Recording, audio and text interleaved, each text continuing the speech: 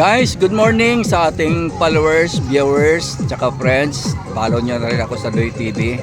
Guys, nandito uli tayo sa isang beach dito sa San Jose Occidental, Mindoro. Dahil ngayon ay linggo, pagkatapos ng church ay talagang ugali kong dumaan dito at ipakita sa inyo ang kalagayan ngayon dito. So guys, ay medyo marami nag-i-enjoy dahil marami ng bakasyonista dahil magpipiesta ang San Jose.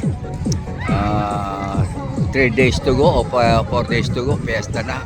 Ayan guys, ang sitwasyon ngayon dito sa Aroma Beach, San Jose Occidental, Mindoro.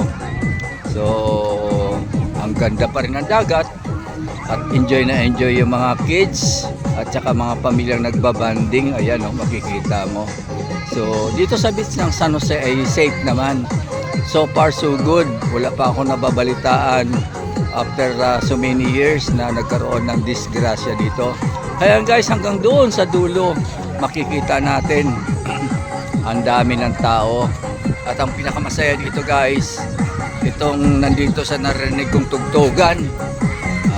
Papakita ko sa inyo yung ating mga going to seniors or seniors. Maintain your health doing some exercise. Ayan po, nagsusumba. Kita nyo, di ba? Yan guys, at yung mga kalalakihan, ayun, nakikita ko sa puno ng nyog kumakain. So yan ang tinatawag nating healthy lifestyle na makikita natin dito sa San Jose Occidental, Mindoro.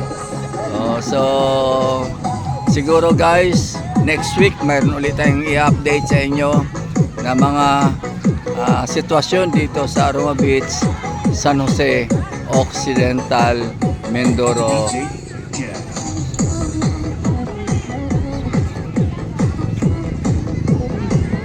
So thank you guys, good morning.